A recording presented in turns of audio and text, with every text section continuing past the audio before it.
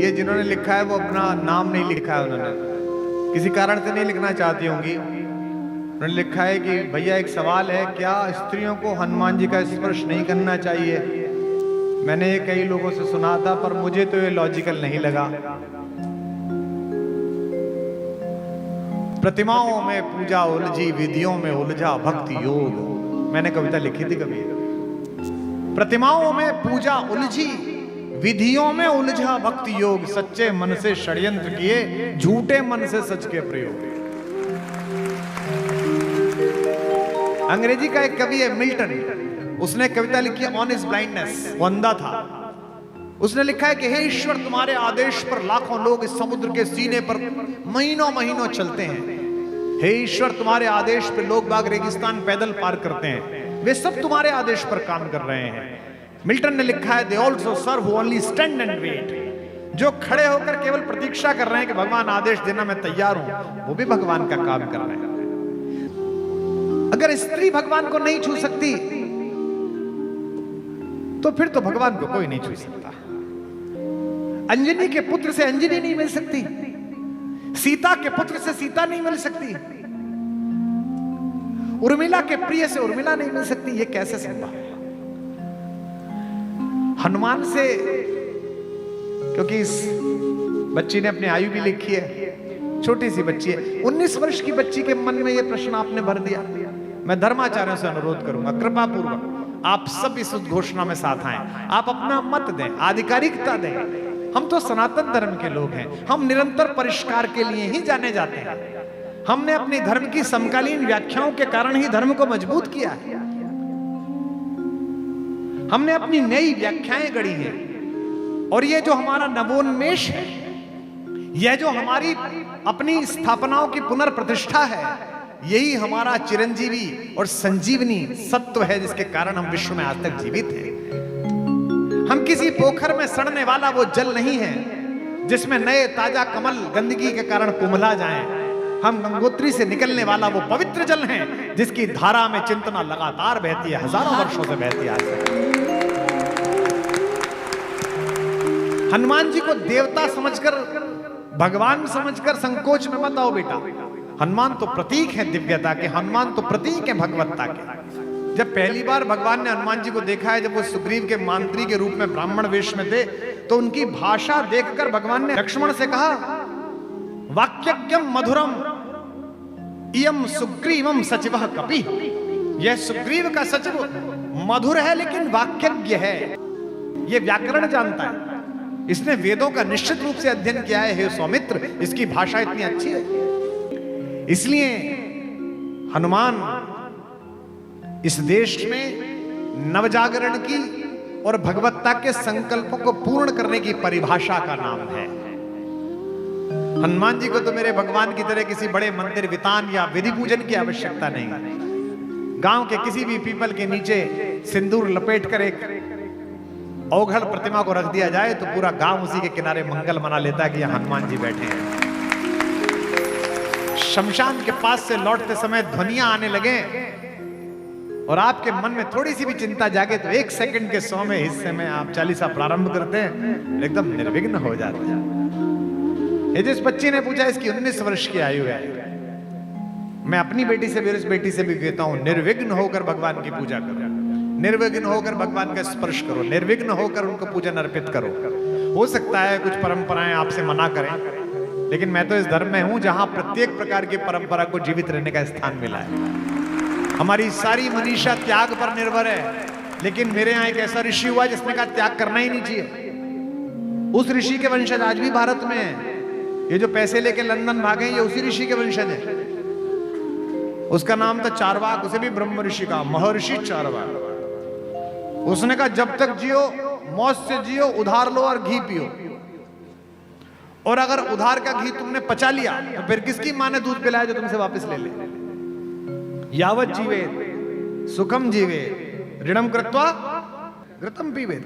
इसको भी महर्षि का। लोगों ने कहा तू ये नहीं कहा कि अरे तो नालायक, इसको बाहर निकाल दो। नहीं, उनकी अवधारणा, उनका दर्शन है। आप मानो मत मानो, मैं अपनी व्याख्या कह रहा हूं, हो सकता है आप ना मानो, किसी और की मानो, मैं भी उनकी मानने लगूंगा अगर होगा। यही तो भारत है। इसलिए हनुमान जी को जगाने के लिए जामवंतों की आवश्यकता है।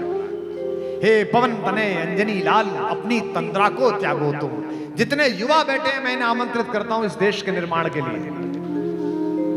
जब 100 वर्ष भारत के स्वाधीनता के हों, तब आज जो भी काम कर रहे हो, व्यापार कर रहे हो, इंजीनियरिंग कर रहे हो, डॉक्टरी कर रहे हो, घर में काम कर रहे हो, घर को संभालने वाली महिलाएं हैं, होम मेकर्स हैं, ये संकल्प लें कि 100 वर्ष जब भारत पूर्व हो, तो जो भारत 1000 वर्ष पहले अपने स्वर्ण सिंहासन से च्युत हुआ था षड्यंत्रों की वजह से, वो आध्यात्म से लेकर व्यापार तक और शक्ति से लेकर प्यार तक विश्व गुरु बन सके। ये हनुमान की चेतना आप अपने अंदर जाकर। हे पवन तनय अंजनी लाल अपनी तंद्रा को त्यागो तुम, संपूर्ण शक्ति के साथ साथ हे राम दुलारे जागो तुम। हे कामरूप शंकर स्वरूप बजरंगी नाम तुम्हारा है, अपने जीवन को याद करो यह जंगी काम तुम्हारा है। शैलों को तुमने तोड़ा है, सूरज को तुमने ग्रास किया, शैलों को तुमने तोड़ा है। जिस बल से ऐसे काम किए वह बल कब रख कर छोड़ा है। रणधीर उठो बलबीर उठो, अब लाज तुम्हारे हाथों में। एक कृपा धाम के कृपा पात्र यह काज तुम्हारे हाथ में, आपके हाथ में। जिस बिटिया ने नाम नहीं लिखा है, हनुमान का प्रतीक शास्त्र समझो। हनुमान चालीसा में एक बार विवाद हो गया तो हमको पूछा कि राम की कथा में हनुमान का क्या योगदान है। तो मैंने कहा कि भगवान सूर्यवंशी है, सूर्य का प्रतीक है। मेरी माँ पृथ्वी से निकली है, मही की महिमा है। जनक दुलारी पृथ्वी से आई है, वो कृषि संपदा है।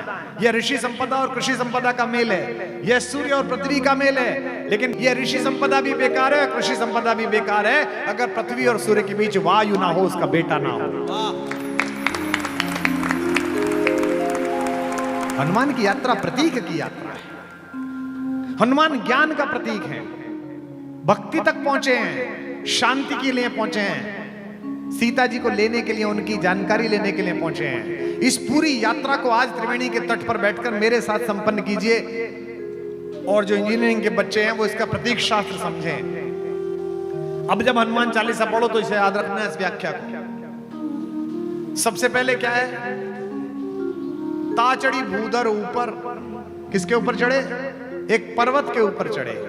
इसका मतलब ज्ञान जब शांति की खोज में चले तो सबसे पहले जमीन के आकर्षण से हट जाए, स्वयं की चेतना को ऊपर उठाए। देखो ये दो अलग अलग चीज है, एक ज्ञान है, एक आनंद है।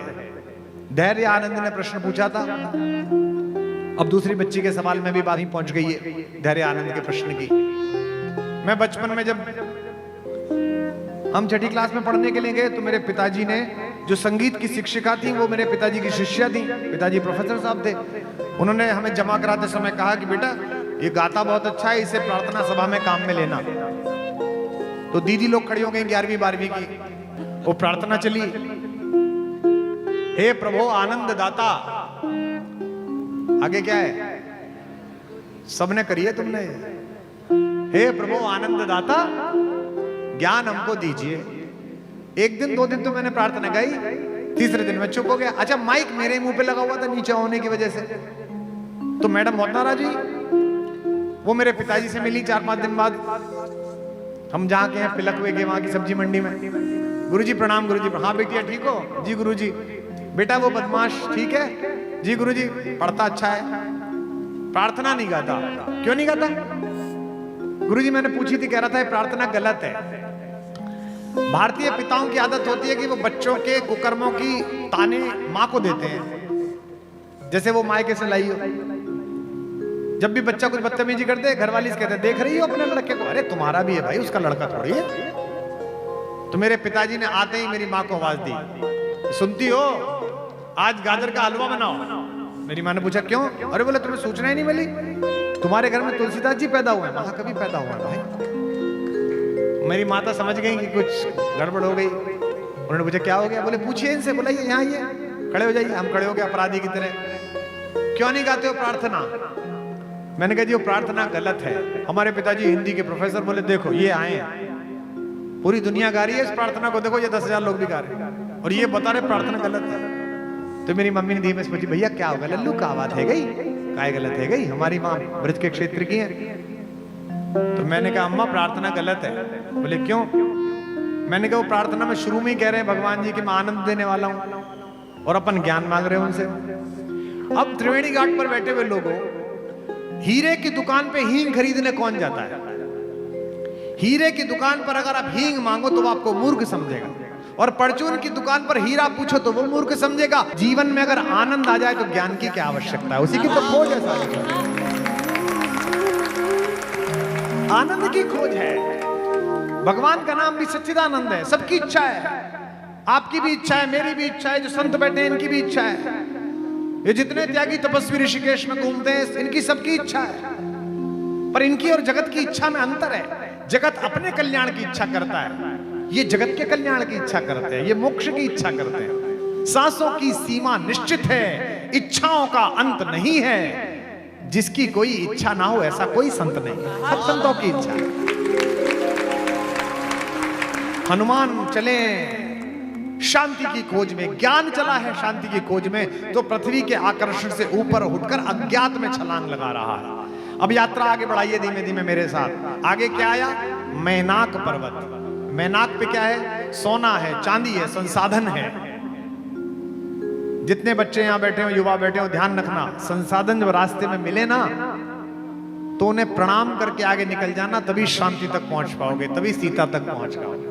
इसलिए मैनाक को प्रणाम किया और आगे निकल गए। संसाधन कोई बुरी चीज नहीं है। ये महंगी घड़ी पहनना बुरी चीज नहीं है, गाड़ी में चलना बुरी चीज नहीं है, पर साधन तुम्हारा उपयोग कर रहा है, तुम साधन का उपयोग कर रहे हो, यह महत्वपूर्ण है। इसलिए अगली चीज मिली सुरसा। सुरसा क्या है? सुरसा है यश की सुरसा। सुरसा की क्वालिटी क्या है? जितना आप बढ़ो उतनी ज्यादा बढ़ जाती है। यश की सुरसा बड़ी खराब है। मंत्री जी चले गए, मैं कहता ये बाकी विधायक लोग बैठे, बड़े बड़े विद्वानों को, बड़े बड़े साहित्यकारों को, बड़े बड़े ज्ञानियों को मैंने जेब में अपना बायोडाटा लेकर इनके दरवाजे पर चक्कर लगाते हुए देखा है। इतने बड़े ज्ञानी हैं, पद्मश्री दिला दो, पद्म भूषण दिला दो, वाइस चांसलर बनवा दो। अरे हद होगी भाई। यश की सुरसा, जितना आप अपना लोभ बढ़ाओगे उतना लोभ बढ़ता चला जाएगा। अच्छा क्या कर लेगा पद्मश्री का? एक दिन की खबर है, पद्मश्री मिली, इसके बाद क्या करेगा? रोज त्रिफला रख के, शहद रख के चाटेगा, इसमें क्या करेगा? इतनों को नहीं मिली, उसके बाद भी वो बड़ा काम कर गए। साधु संतों को नहीं मिली, इससे क्या फर्क पड़ गया? मैं अक्सर देखता हूं संतत्व में जुड़े हुए लोगों की कामना। दुष्यंत ने प्रवेश किया महर्षि कण्व के आश्रम में कोट द्वार में, तो सबसे पहले अपना मुकुट उतार दिया, अपना धनुष रख दिया, अपना रथ रख दिया, चप्पल उतारी, फिर चढ़ा। उसके दोस्त मांडव्य शर्मा ने पूछा कि राजन ये क्या कर रहे हो? तो दुष्यंत ने कहा ऋषि आश्रम हो, यह ऋषि का आश्रम है, विनीत वेश प्रवेष्टव्य, इसमें विनीत वेश के साथ प्रवेश करो। तो यह जो यश की सुरसा है कि मुझे मिले, हनुमान जी ने इसका इलाज निकाला है। हनुमान जी का इलाज पसंद आ जाए तो जीवन में उतारना, मैंने उतार रखा है। हनुमान जी ने कहा अच्छा तू कद बढ़ा, कितना बढ़ाती है? पद्मश्री, पद्म भूषण, पद्म विभूषण, भारत रत्न, बढ़ाता चला। और जैसे ही बड़ी हो गई, हनुमान जी ने खुद को शून्य बना लिया कि मुझे कुछ चाहिए ही नहीं। इसके अंदर गए और बाहर निकल आए। यही हनुमान हो जाना, यही हनुमान हो जाना। ये पूरी वैज्ञानिक यात्रा है। लंका सोई हुई है। क्यों लंका क्यों सोई हुई है? जो भी सोने के चक्कर में पड़ा वो सो जाता है। लंका में एक ही व्यक्ति जगा हुआ है, तेई अवसर, वही जागा है विभीषण। क्यों? चूंकि इसके हृदय में भगवान है। इसलिए संसाधनों में भी जिसके मन में ईश्वर है वो जागा रह जाएगा। और वो पूछता है हनुमान से कि मुझे मिलेंगे कि भगवान या नहीं मिलेंगे, मैं तो राक्षस कुल में पैदा हुआ। हनुमान कहते हैं हम तो वानर हैं, विशेष नर हैं, प्रात ले जो नाम हमारा, तेई दिन ताही न मिले आहारा, हमसे मिल लिए। इसलिए जीवन में बनना है तो हनुमान बनो। जिस बच्ची ने पूछा है, हनुमान बड़ा प्रतीक है। राज्याभिषेक हो गया, सब मेहमान चले गए, सब चले गए, सुग्रीव चले गए, अंगद चले गए, जामवंत चले गए, विभीषण चले गए, निषाद राज चले गए। 2-3 महीने एक ही आदमी रह गया अयोध्या में, वहां से आए हुए हनुमान जी। अब वो जाए नहीं। 6-7-8 महीने हुए, अयोध्या में कानाफूसी शुरू हुई कि भाई सब चले गए, ये नहीं गए, इनको कुछ मिला नहीं क्या? पोर्टफोलियो जब बढ़ता है ना, कई लोग घर पे बंद गले का कोट्स प्रेस करवा लेते हैं, क्या पता कॉल आ जाए। गर्मी में भी बाद में टांगते हैं कि नहीं आई कॉल, कोई बात नहीं। तो लोगों ने कहा यार हनुमान जी कुछ मिला ही नहीं, और हनुमान जी जान ही रहे राम जी किससे कहते। राम जी ने रात्रि में माता सीता से कहा कि सुनो, वो हनुमान से कहो कि वो कोई जिम्मेदारी ले ले और जाए अपना निभाए, बहुत उसने मेरा साथ दिया, बड़ी कृपा। सीता जी ने कहा क्या, मुझसे कह भी मत देना ये बात। और अगली बात जो सीता जी ने परिहास में कही, वो महिलाएं ही अपने पति से कह सकती है, बाकी तो किसी की हिम्मत नहीं राम के सामने। सीता जी ने कहा बिना अपराध के अपने बेटों को बाहर निकालने की परंपरा आपके खानदान में होगी, मेरे घर में नहीं है, मैं नहीं निकालूंगी। मैं अपने बच्चे को घर से बाहर निकालूंगी, मेरा बेटा है वो हनुमान, मैं तो नहीं निकालूंगी। राम जी निरुत्तर होकर सो गए। सुबह उठे, लक्ष्मण जी से कहा भैया, हनुमान जी से लक्ष्मण जी ने कहा प्रभु मैं मूर्छित हुआ था तो आपने तो सारी चेतना ही खो दी थी, रोने पीटने लगे आप तो।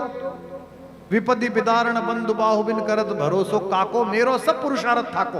आपने तो पुरुषार्थ ही छोड़ दिया, आपने कहा नहीं मैं तो खुद ही आत्मदाह कर लूंगा, और ये मर गया तो क्या होगा।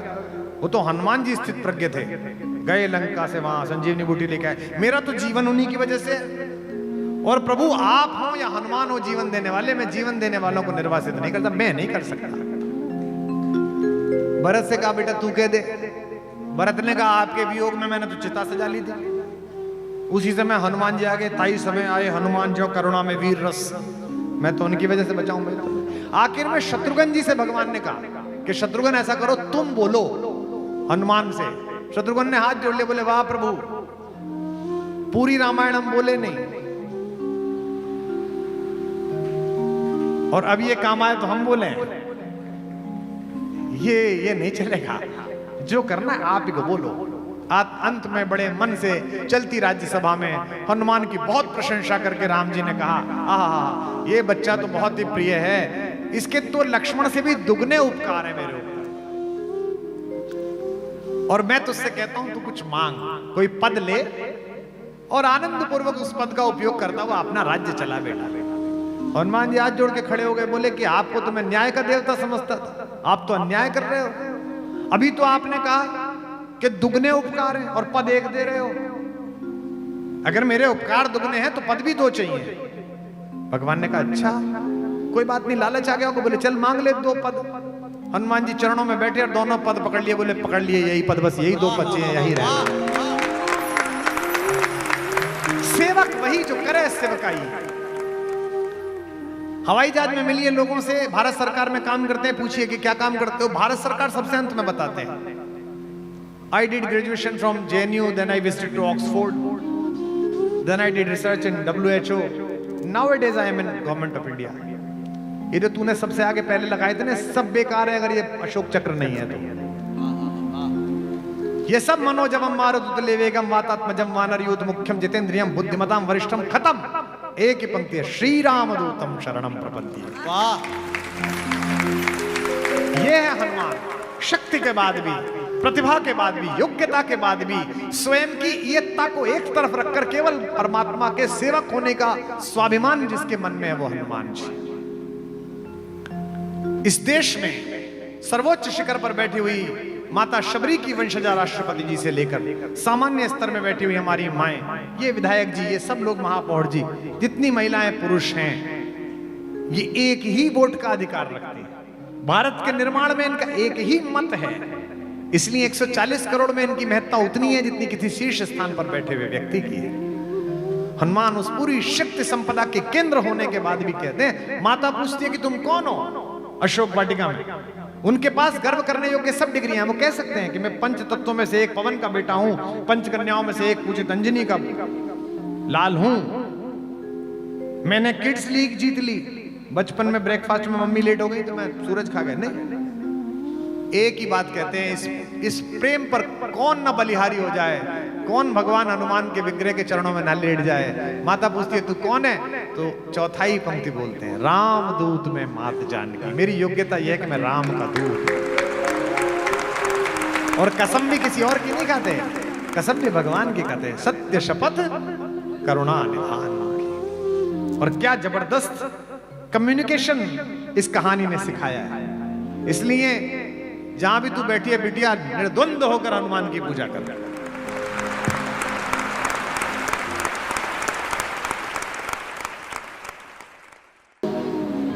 मनुष्य की आदत है कि मेरे पास जो है वो जिसकी कृपा से मिला है मैं उसे भूल जाता हूं, और जो मुझे अपेक्षित है, जो वांछित है, उसके लिए मैं प्रतिपल परेशान रहता हूं। आज के बाद अपने घर जाकर 3 दिन तक इस बात पर विचार करना कि इस देश में कितने सनातनी हैं जिन्होंने मंदिर जाते समय, तीर्थों में जाते समय, कभी मानस पढ़ते समय, कभी गंगा स्तुति पढ़ते समय, कभी दुर्गा सप्तशती का पाठ करते समय, विष्णु सहस्त्रनाम का पाठ करते समय, एक क्षण के लिए, सेकंड के 100वें हिस्से के लिए भी कभी उस महापुरुष का, उस भगवान का, उस दिव्यात्मा का स्मरण किया, जिसके कारण, जिनके शास्त्रार्थ कला के कारण, जिनके मत प्रतिपादन के कारण सनातन धर्म जीवित रहा। मैं 3 दिन के इस प्रस्ताव को, 3 दिन के संवाद के प्रारंभ में सबसे पहले दक्षिण से चले हुए उस ऋषि की प्रार्थना को प्रणाम करता हूं, जिसे मैं और आप आद्य शंकराचार्य के नाम से जानते हैं। इतनी बड़ी विभूति